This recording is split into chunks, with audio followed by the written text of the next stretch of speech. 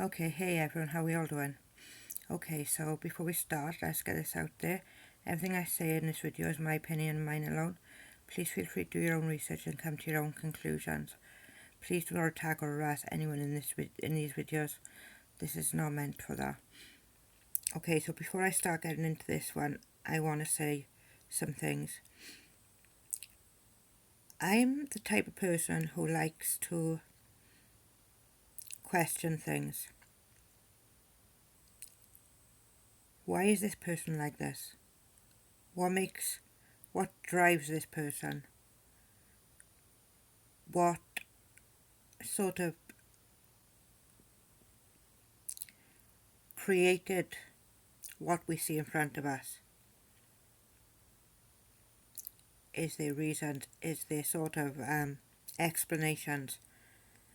And I haven't done that recently. I like to teach my children to not judge anyone, whether it's by gender, whether it's by religion, or the colour of their skin, that we should accept people for who we are. And I've slipped with that lately. And I've let myself down and my children by not being who I expect them to be. And that was wrong of me. So I sat down. I asked myself the question, who is Katie Joy? What drives Katie Joy? And what made her the person she is today? And whilst looking for things, I came across some articles that she wrote. And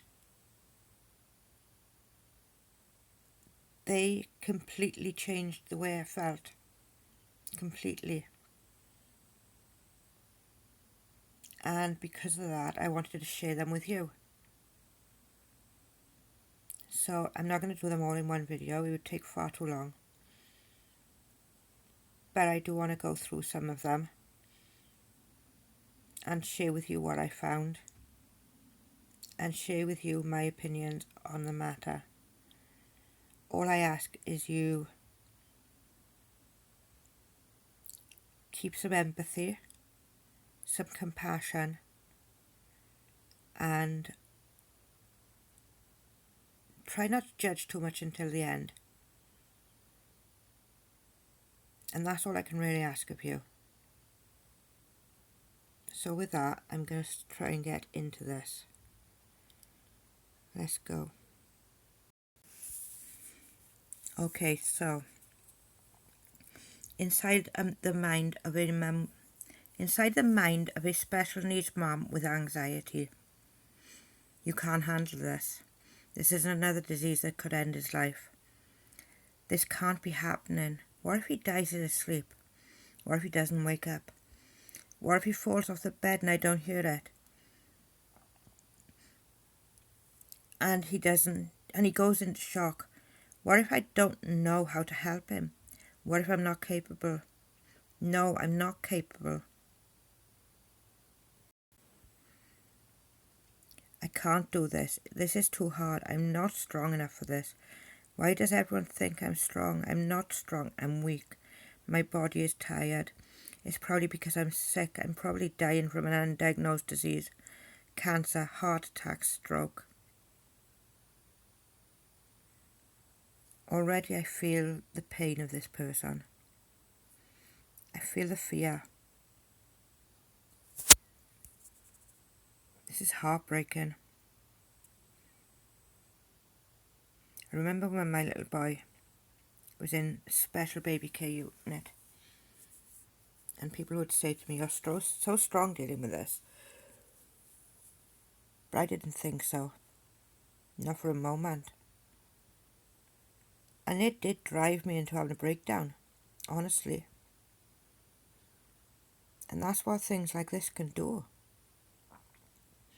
That's how these things can affect a person. And the pain is real. The pain is very, very real. The fear is very real. I'm tired. but I can't sleep. My mind is on another sprint through every dark scenario that could maybe happen. As I lay there wide awake, I cannot turn off my brain. The only thing in my mind is how to get through another day of handling a chronic illness I cannot control. How do I manage to care for a child who is chronically ill when I have generalized anxiety? Even though I'm on prescribed drugs for anxiety, I still have panic attacks. My heart will race so fast, I feel like it will explode. My appetite will be completely gone. I can go days without even thinking about eating. There have been points in my life where I've lost more than 20 pounds in a matter of months due to high anxiety. I get that. Completely understand that.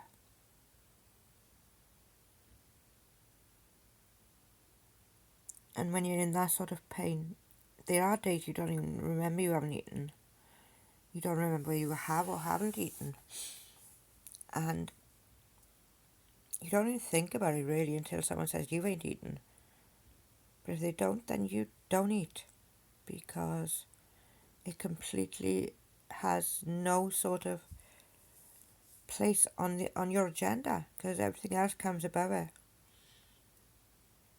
At its peak, I could do days without more than 2 to 3 hours sleep a day. In my experience, doctors often want to medicate with sleeping medication only. They don't always tell you how much of a zombie you might feel the next day. They don't always tell you that you'll feel so foggy that you may not remember the first 4 hours of your day. Instead of sleep-in pills, I just opt to try to sleep on my own. It's horrible. Most days I feel like I am debilitated by exhaustion.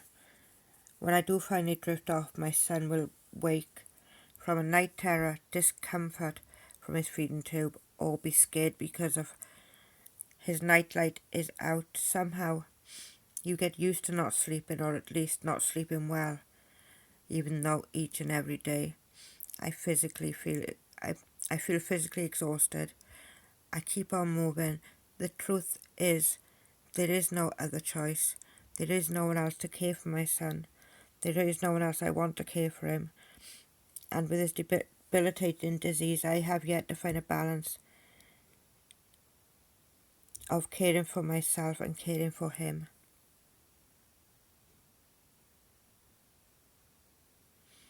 That's fear. That's absolute fear. It makes so much sense. The room she makes her YouTube videos in is like a bulletproof room. And kind of the out of sight, out of mind scenario, even. But nothing can penetrate her in that room. And she can just be. She can just be. At this point, if she even knows who she is anymore, would surprise me. The fear that drives her daily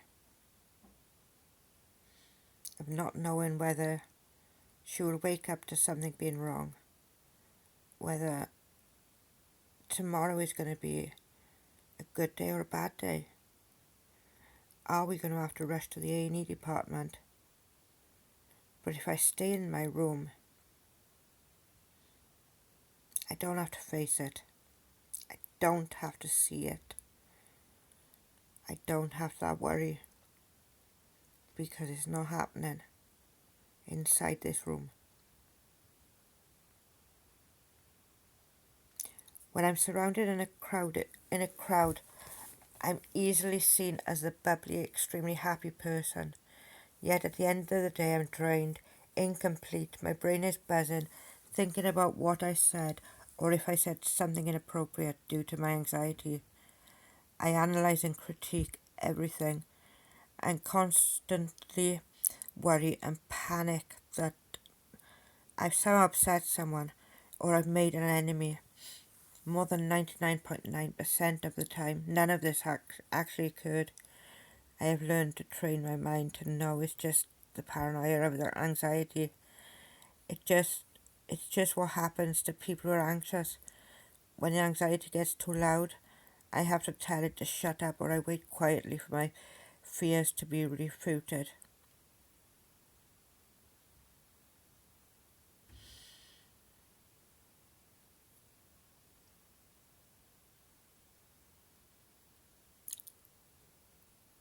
I can only imagine how lonely, utterly lonely that must be.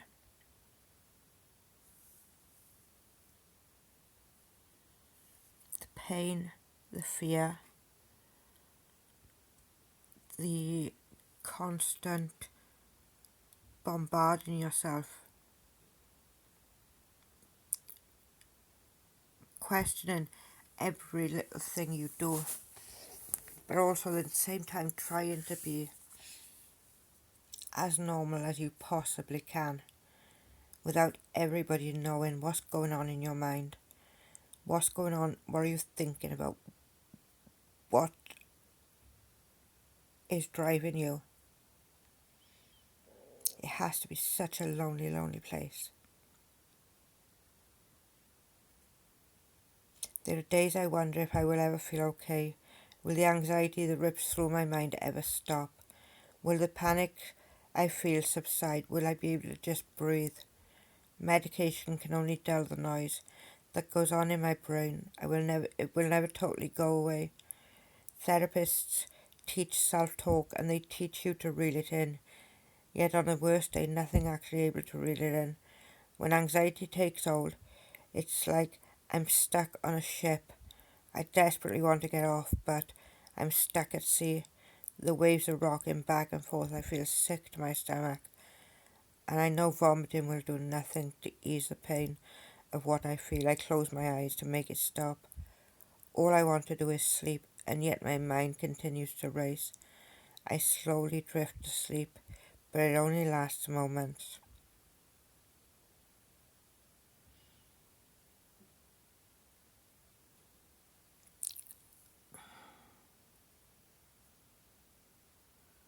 The more I read, the more pain I feel. My heart aches for this person.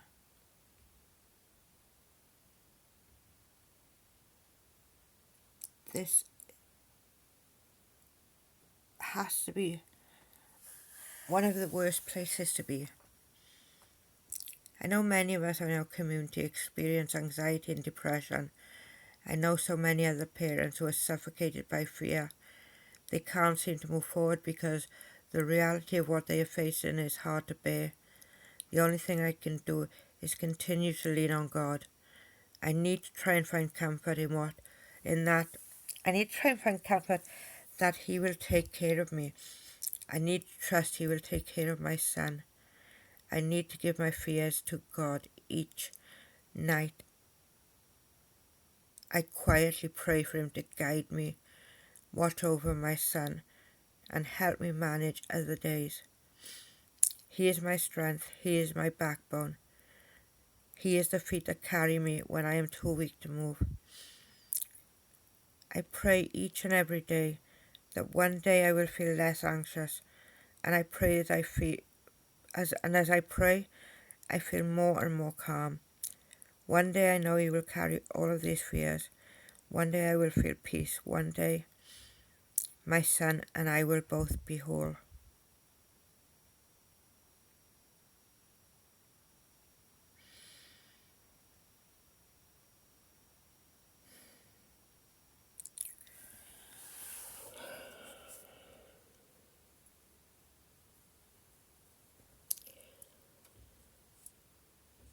Having a poorly child is the hardest thing any mum could ever go through.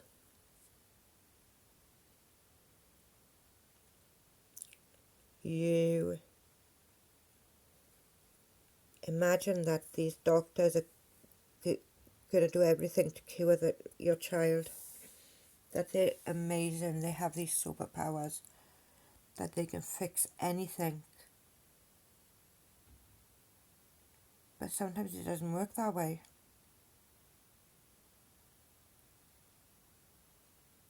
And they're doctors, so why can't they fix him? Why can't they fix my child? Why are you not doing more? These are the things that I feel are going through her head.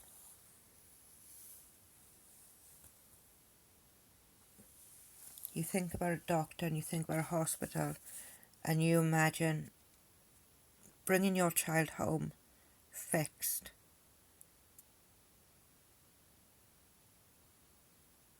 But there is no fixing because they're the way they're meant to be. And I don't have the words. As a mom, you want to think you will do everything in your power to make your baby better, to make sure your baby grows up into an amazing adult.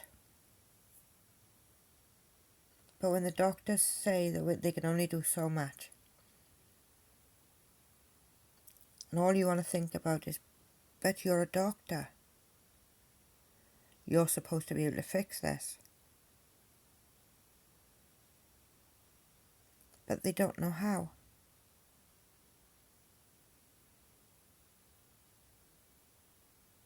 And I can only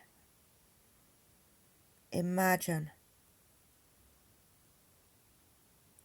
what that does to a person. But I'm going to end this one here, and we'll do another one for another day. Thanks for listening, everyone. Please like, share, subscribe, and do all the YouTubey things.